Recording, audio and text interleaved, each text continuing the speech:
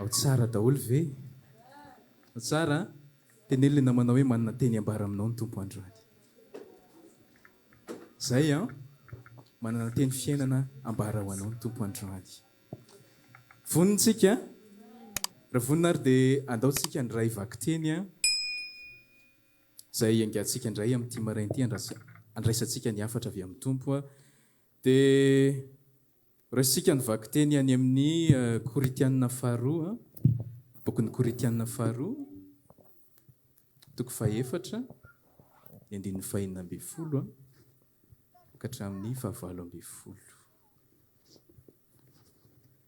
koritianina faharoa toko faefatra ny andininy fahinina amby folo ka hatramin'ny fahavalo amby folo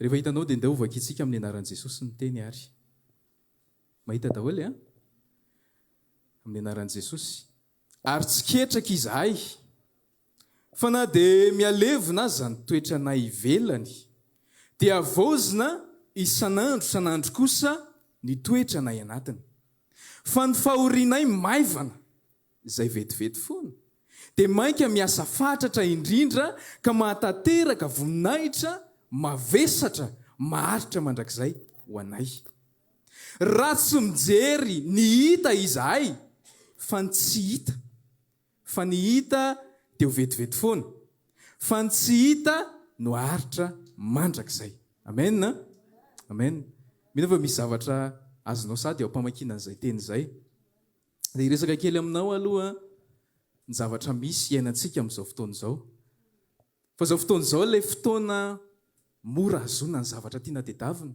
tsy haiko nareo na miombokevitra amiko fahazavako aminareo ilay izy amin'izao fotoana izao raha ohatra ianao izao hiresaka amin'olona dia tsy mila mandefa taratasy tsony fa taloha ianao raha hiresaka amin'ny olona lavitra be ohatra hoe any Diego na any Tuliara dia tsy maintsy alefa amposta ilay taratasy na ampitondraina olona ilay taratasy izany hoe miandry fotoana ianao zany vao afaka mampita hafatra amin'ny olona fa amin'izao raha ohatra ianao hiresaka amin'ny olona zao dia zao ianao te hiresaka dia mandray telefonina fotsiny dia alainao ilay numéro dia atsonao izy hoe ao tsara ve maheno tsara ve nareo any inona ny vaovao inona ny maresaka tonga dia azontsika atao eo no eo zay zavatra izay na ihany koa ianao te handefa sary te handefa vidéo te handefa hira amin'olona ianao dia azonao atao zany mampiasa messenger ianao mampiasa karazana application maro isan-karazana izay misy amin'izao fotoana izao ianao dia azonao atao mifanerasera mivantana zany hoe zavatra rehetra amin'izao fotoana izao dia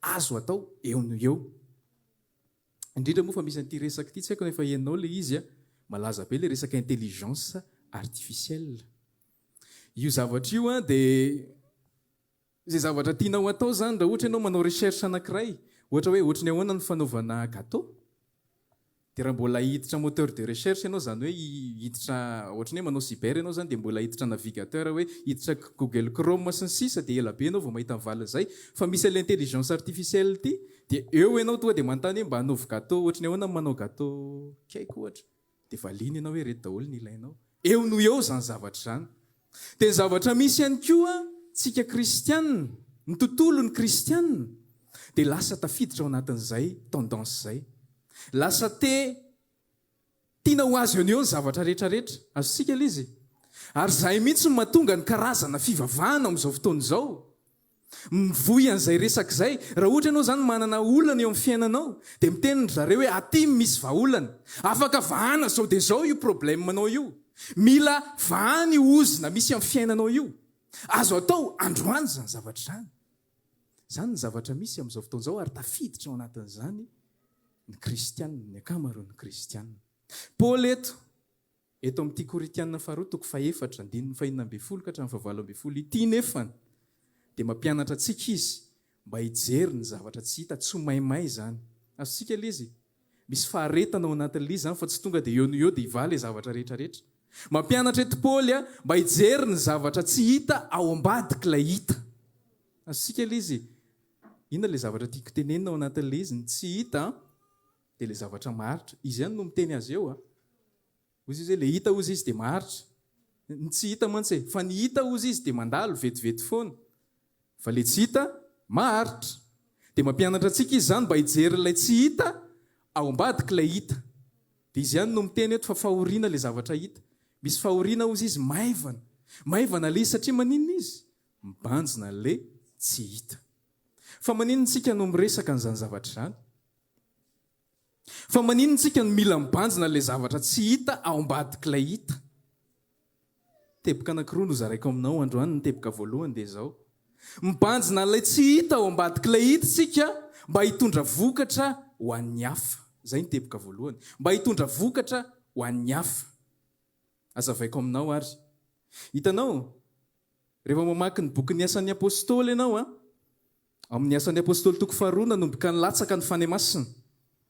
Dia rehefa nilatsaka ny fanahy masina dia faly daholo ny mpianatra moa zany zay nahazo an'izay tao anatin'izay fotoana izay. Dia rehefa azo ilay fanahy masina dia zareo reo nipetrapetraka tao Jerosalema. Tsy mba nandeha nitory nivoaka tao Jerosalema izy fa tao Jerosalema ihany aloha no nijanjanina. Dia teo zany izy mety nafinaritra be tamin'izany fotoana izany, fiarahana amin'ny rahalahy, fiarahana amin'ny rahavavy. Tsara mihitsy tamin'izany fotoana izany, fa ny tompo manana hevitra ao ambadik'ilay izy. Misy zavatra tsy hitan-dry zareo reo fa tia ny tompo hitan'ilay izy. Dia nandefa inona izy? Nandefa fanenjehana. Nandefa fanenjehana izy any amin'ny asan'ny apôstôly toko 9. Dia rehefa nandeha ny fanenjehana, zavatra hita amin'ny maso izay zavatra zavatra niainandry zareo izay fanenjehana izay. Dia rehefa niainan'ilay fanenjehana izy dia mety tsy nety tamin'ny zareo ilay enjehana. Tsy haiko aloha, mety nisy olona tsy nakasitraka n'izay fanenjehana izay, fa ny tompo mijery lavitra foana ao ambadik'ilay izy, mijery an'ilay tsy hita izy. Satria raha tsy enjehany zareo reo dia tsy paritaka ny fitoriana ny filazantsara. Hijanona fotsiny ao Jerosalema ilay izy, nefa izao tontolo izao mila an'ilay filazantsara. Dia nalefa ny tompo ny fanenjehana, hita maso izay fanenjehana izay, mba hahatonga ilay tsy hita maso ho tanteraka. Inona ilay tsy hita maso ny teneniko anao teboka voalohany teo? Mba hahasoa ny hafa, mba hahatonga ny hafa ino? Any Kristy. Rehefa nanomboka nenjehana ny mpianatra tamin'izay fotoana izay dia nanomboka niparitaka ny filazantsara tao Samaria aloha, tamin'ny alalan'ny Filipo. Dia tao anatin'izay ihany koa nisy ilay resaka voandresantsika tamin'ny herin'ilay lehilahy iza moa ilay mpanao hodry Simona. Lasa mpino zareo. Vokatr'izay fanenjehana izay. Ny tiako tenenina aminao zany androany dia mety misy zavatra mitranga amin'ny fiainanao.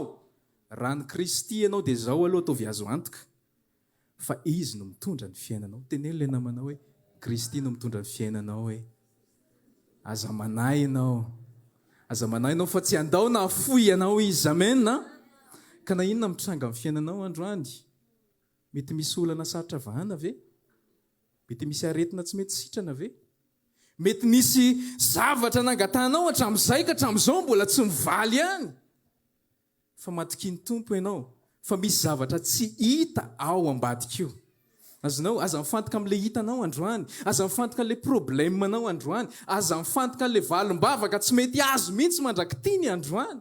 Mitaraina amin'ny tompo hoe Jesosy eo, fa ahoana ihany no fandehan'ity zavatra ity? Efa ela ihany nanomponanao. Fa dia ahoana loatra? Fa maninona rianina jereva mivavaka? Rianina vao manao anana kely dia jereva tonga ilay izy. Fa maninona za Jesosy? Tsy mety mihitsy. Fa androany tia ny tompo ianao hibanjina ilay tsy hita ao ambadik'ilay hita. Ohatra anankiray ihany koa omeko anao. Hitanao i Paoly Silasy any amin'ny asan'ny apôstôly toko 12 any izy nanao fitoriana ry zareo tamin'izay fotoana izay. Dia rehefa nitory izy dia nisy vehivavy anankiray izay manana fanahy malala, mahafantatra ohatrany hoe maminany zany io vehivavy io. Dia nifanena tamin'ny zareo izy teny ampitoriana ry Paoly zany dia hivavaka izy mirahalahy amin'io. Dia nifanena tamin'ny zareo dia ozy izy le vehivavy hoe reto lehilahy reto ozy izy dia manoro anareo lalam-pamonjena. Olony avy indrindra ozy izy ireo lehilahy reo. Dia reo manoro anareo lalam-pamonjena. Fa inoy izy. Ary tsy indray mandeha io vehivavy io no miteny an'izay amin'ny Paoly sy Silasy. Fa matetika. Dia indray andro ilay izy rehefa namerina an'izay foana io vehivavy manana fanahy io dia nitenenin'ny Paoly hoe mela aminy ianao ry fanahy. Dia niala ilay fanahy. Dia nefa io vehivavy io dia mampanan-karena ilay olona eo amin'ny toerana io tamin'izany fotoana izany. Dia tezitra ilay olona teo. Dia rehefa tezitra izy dia nataony tany am-ponja i Paoly sy Silasy. Dia rehefa tany am-ponja izy dia nivavaka sy nihira fiderana. Izay no nataon'izy mirahalahy. Dia rehefa nanao an'izay izy dia tonga ny horohorontany. Tao am-ponja izy zany tamin'io. Miresaka aminao amin'ilay zavatra hita.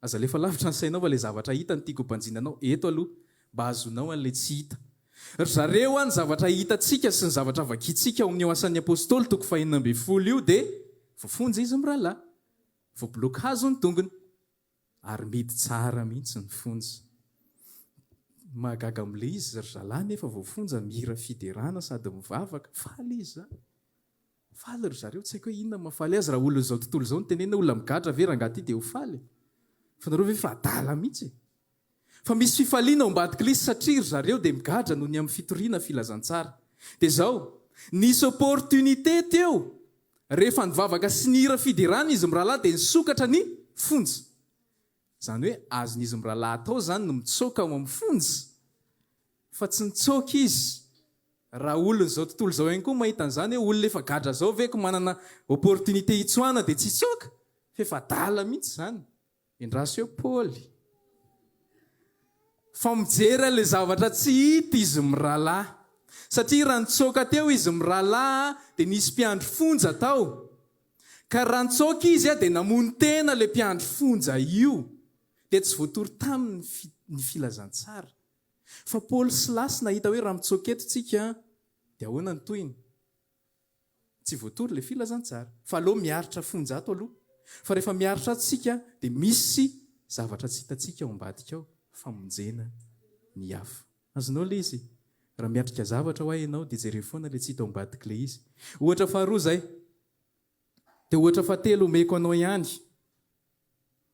mahakasika ny resaka epistily nosoratan'i Paoly dia nanoratra epistily maro isan'izany ny Efesiana isan'izany ihany koa ny Filipiana ny Kolosiana ny Timoty nosoratan'i Paoly daholo zany dia misy an'ilay teny tiatsika be iny any amin'ny Efesiana 2:9 le hoe fa fahasoavana namonjena anareo amin'ny finoana dia Paoly amin'io manoratra an'io Efesiana io aiza izy amin'io any amponja izy no manoratra an'io zavatra io ny tiako tenena aminao androany dia zao misy epistily maro ao tsy voasoratra raha tsy tany amponjy Paoly zany hoe niaritra fonja izy niaritra fatorany Paoly fa misy vokatra ao ambadika le izy mba hahatonga antsika harehan' zany teny zany fa raha tsy tany ange Paoly mety tsy narehan'io teny io tsika tsy narehan'io tsika fa izy nigadra tany dia tany ny tompony nanome azy ny révélation misy révélation maro izay tsy hananan'ny apôstôly hafa fa Paoly nomen'Andriamanitra azy mahakasika amin'ny fiangonana zao ny firaisan'ny fiangonana sy Kristy Paoly no mahalala an'izany mety mahalala ihany ny hafa fa Paoly nomena betsabetsaka kokoa Paoly ihany koa nomena resaka fahasoavana fa raha tsy niaritra an'izay zavatra izay Paoly dia tsy azotsika zany arepana bedabe zany ary mety tsy tetontsika androany fa misy zavatra bedabe alamin'Andriamanitra ao anatin'le zavatra hita amin'ny masontsika ohatra ny zavatra hitan'izy mirahalahy misy zavatra tsy hita omanin'Andriamanitra ao dia tsy inona fa ny famonjena fanafoana rahalasy-ranabavy zay ny teboka voalohany zaraiko aminao androany teboka faharoa izay mitovitovy amin'izay ihany dia tsy inona fa ny ananganana anao mba hatonga anao anakaiky kokoa an'Andriamanitra anakaiky kokoa any Kristy zay ny teboka faharoa matotsika zany ampianariny eto hoe hijery ny tsy hita ao ambadiky ny hita dia mba hatonga antsika amboarin'ny tompo mba androso anakaiky kokoa anazy mba androso amin'ny famarinana androso amin'ny finoana androso amin'ny fahamasinana dia ilazako ohatra anankiray ianao hitanao ny zavatra rehetra mino ve aloha ianao fa ny zavatra rehetra amin'ny fiainanao dia tompo manao azy raha tompo ianao mino ianao dia zaho ary ny tompo mampiasa ny zavatra rehetra voasoratra hoe fa ny zavatra rehetra dia miara-miasa mba hasoa antsika izay tia an'Andriamanitra dia zaho ary ny fiainantsika ao amin'ny tompo raha lasy-ranabavy rehefa nandrahin'i Kristy tsika dia tsy fiainana ahoana ny ilazako azy statika na amin'ny stagna hitanao rehefa mandray an'ny tompo ianao dia tsy hoe eo foana amin'ny plasinao hoe mijanona eo fa mitombo mila mitombo ianao hitanao le resaka tenenin'ny Paoly ihany koa resaka zaza hoe ao amin'ny tompontsika dia tonga zaza rehefa nateraka indray sika io ohatran'ny olona anankiray ohatran'ny zaza anankiray ateraka dia rehefa ateraka izy aloha dia kely izy fa tsy normal ny zanakao raha kely foana nefa efa mandeha ny 5 taona fa mila mitombo izy Mila mitombo izy dia ohatr'izay koa tsika ao amin'ny Kristy. Mila mitombo tsika ao amin'ny Kristy fa ny fiainantsika ao amin'ny Kristy dia tsy fiainana amin'ny stagna fa fiainana en évolution. Izinao mitombo. Dia ny tompo mandefa zavatra be da be mba hampitomboana antsika, mba hatonga antsika hitombo ao aminy. Isan'izany reny karazana ady hitantsika, adi-panahy miatra amin'ny fiainantsika reny karazana problème miatra amin'ny fiainantsika reny. Raha ny tompo atsika, izay foana mila petraka hoe raha ny tompo, dia izy manao ny zavatra rehetra, permission avy amin'ny tompo ny zavatra rehetra mitranga amin'ny fiainanao. Azontsika ilay izy dia mandefa karazana olana izy, mandefa karazana problème maro isan-karazana izy mba hatonga antsika ho tefena. Ohatra hoe izao ty averiko foana ty ohatra anankiray ty satria raha tsy nataon'ny tompo an'izay tsy nalala an'ilay zavatra ny amin'ilay resaka zaza foana. Fa za tena nitezan'ny tompo tao anatin'ireo zaza ireo mihitsy hoe ianao ny fonao mbola mifamatotra amin'ireo zaza ireo foana. Dia andefasany aretiny ireo, andefasany karazana zavatra maro samihafa ireo. Dia tao anatin'izay fantatro ilay izy hoe kay ny anton'ilay aretina kay raha lasa ranabavy ilay foko mifamatotra amin'ilay zaza. Dia tia ny tompo amboarina izay zavatra dia kitihany kely indray aloha. Hoe mbola ao foana ve fonao sa tsy ao tsony? Izy malala fa zany tsy mahafantatra. Dia kitihany kely ilay izy. Dia rehefa voakitika ilay izy dia tonga saina hoe ay Jesosy io tena mbola any akay. Azonao ilay izy andefasany zavatra hitantsika, karazana problème ohatra, karazana aretina ohatra. Mba hatonga antsika hifantoka amin'ilay tiany hatongavanao ambadika. Fa fikarana ara-panahy. Mba hatonga antsika hitombo ao amin'ny Kristy.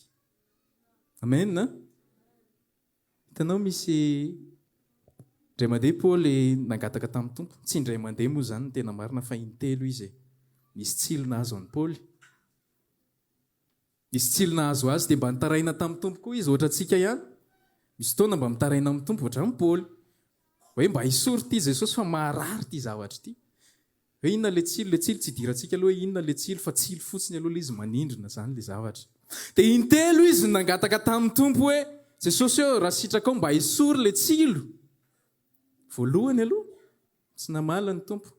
Faharoany aloha tsy namaly ny tompo. Fahatelony izy vao namaly hoe ampoanao ny fahasoavako izy fa ny heriko dia tanterahana amin'ny fahalemena.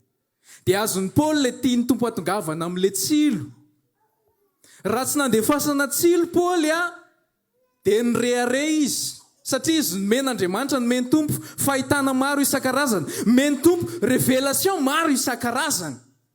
Ka raha tsy nahazo an'izay tsilo izay Paoly dia nirehare dia tsy voatory ny filazantsara fa Paoly no hita. Fa nalefa ilay tsilo mba hatonga ny Paoly hihetry hoe Paoly za fa tsy ianao. Azontsika ilay izy misy tsilo, misy zavatra hitan'ny maso izay marary antsika, manindrona antsika. Fa ny ao ambadik'ilay izy fa fikarana ara-panahy ho antsika aloha. Izay ilay teboka faharoa mba hatonga antsika hifandray misimisy kokoa an'Andriamanitra, mba hatonga antsika halala misimisy kokoa izay tian'Andriamanitra hatongavana. Amen. Ka inona ary mitranga amin'ny fiainanao androany? Inona mitranga amin'ny fiainanao androany? Ianao mamaly azy, ianao sy ny tompo. Dia miresaha amin'ny tompo ianao hoe tompo, marina fa ny fiainako eo am-pelantananao ary tsy misy zavatra mitranga amin'ny fiainako raha tsy permission avy aminao. Ohatra n'ity lehilahy anankiray ity, misy tantara anankiray tantaraiko anao. Lehilahy anankiray izy ity vao fonja. Tany Alemaina tany no nitranga ny tantara. Efa tamin'ny taona ela be zany ilay izy dia nifonjaina tany ity lehilahy ity.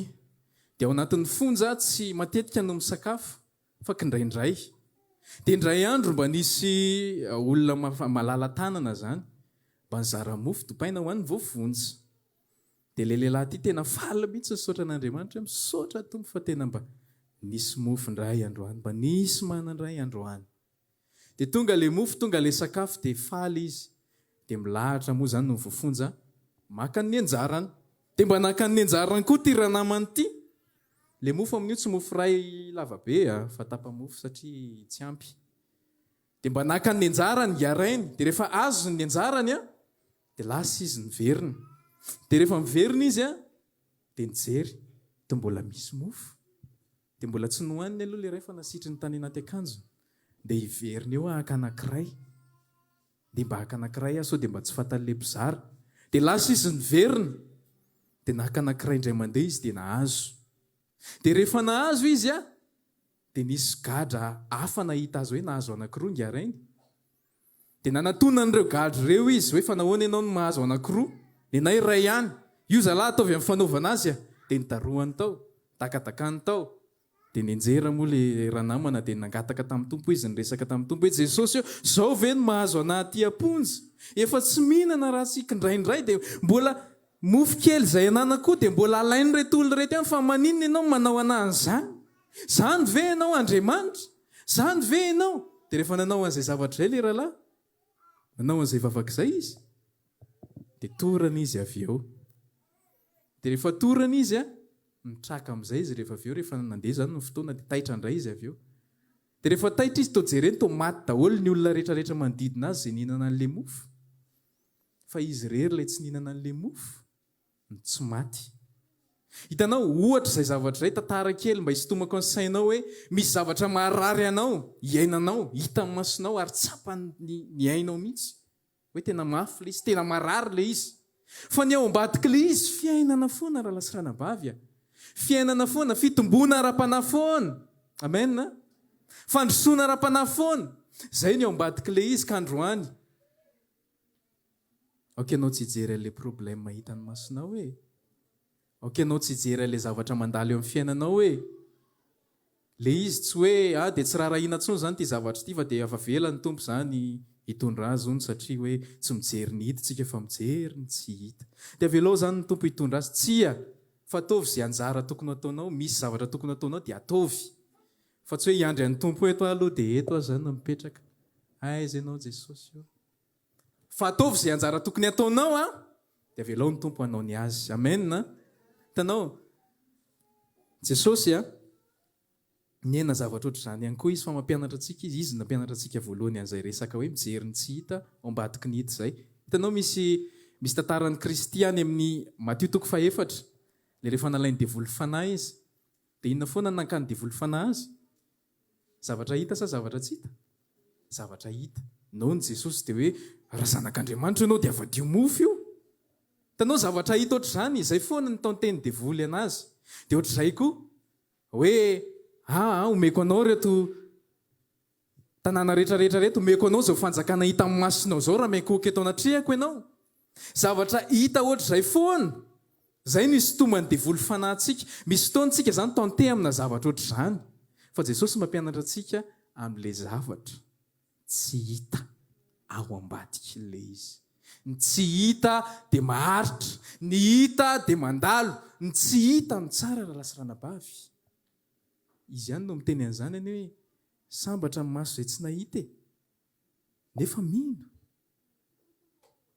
kandroany raha lasirana-bavy matoky ny tompo ianao amena matoky ny tompo ianao tsika eto amin'izao tontolo izao mandalo zavatra be da be mandalo karazana épreuve be da be zany tsy azontsika esorina zany na hivavaka hifady hanina eo ary ianao nanao alim-bavaka foana ary ianao ninona hetsika ataonao amin'ny fiainanao hoe mba hamana an'izany zavatra zany efa zay mihitsy izao tontolo izao ary tsika miaina eto amin'izao tontolo izao fa tsy hoe extraterrestre akory fa eto amin'izao tontolo izao tsika miaina dia miatrika ny zavatra rehetra atrehan'ny olona miaina ny zavatra rehetra atrehan'ny olona fa kosa mijery ny tsy hita ao ambadika ilay hita izao tontolo izao mijery ny hita hitanao ny olona ange maimay mihitsy amin'ny maha-problème vao misy zavatra mitranga kely amin'ny fiainana dia hoe ahoana ity aiza ny anina aiza izao aiza ny ry izay ilay zavatra mijery ny hita tonga dia eo no eo foana fa ny antsika ilay tsy hita ilay ao ambadika izay ny tiany tompo ampianarina antsika androany tsy dia lava ilay afatra fa mino fa mandray zavatra ianao anatin'izay zavatra izay amena ataontsika hitsangana ary dia ataontsika hiresaka amin'ny tompo hoe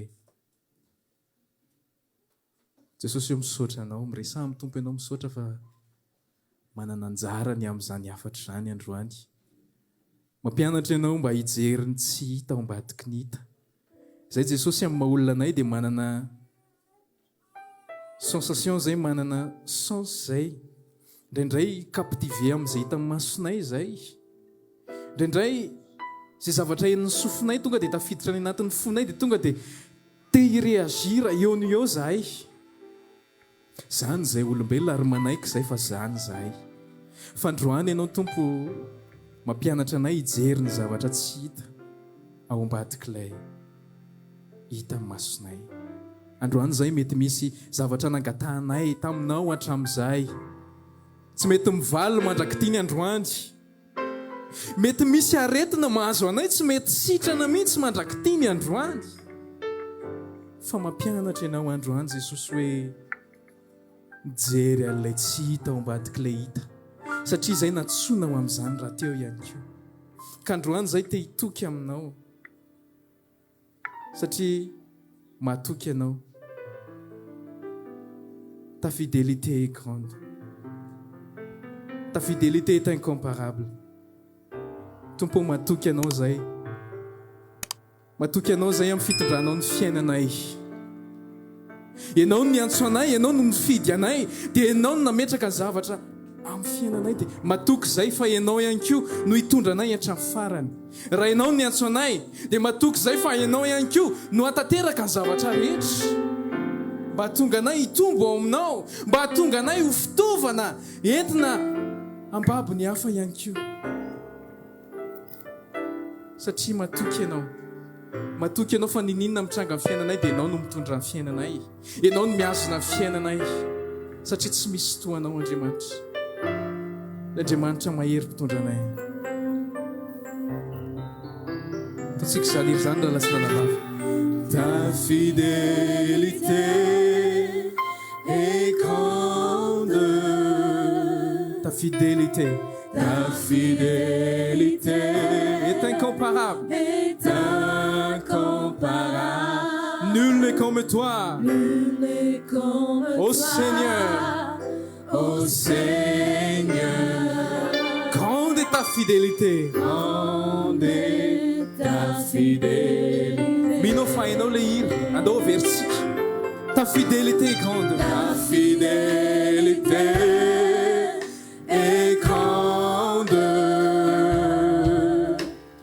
ta fidélité est incomparable. Nul n'est comme toi, nul n'est comme toi, ô Seigneur. Grande est ta fidélité. Ramino zany ianao dia ataovy mafy fianao pekarsika mafy. Ta fidélité grande, ta fidélité est grande, ta fidélité est incomparable. Nul n'est comme toi, nul n'est comme toi, ô Seigneur. Grande est ta fidélité, grande est ta fidélité. Nul n'est comme toi, nul n'est comme toi, Seigneur. Tsy misy toanao, tsy misy toanao. Grande est ta fidélité, nul n'est comme toi, ô Seigneur. Grande est ta fidélité. Amen. Raha maniry harivavaka aminay ianao dia tongava ary isaky ny alahady amin'ny 7 ora sasany, ny talata amin'ny 12 ora sasany, ny alarobia amin'ny 12 ora, eny Antsahamanitra 100 metatra ambany fijerena fety, trano Gribege amin'ny ankavian-dalana. Tongava soto.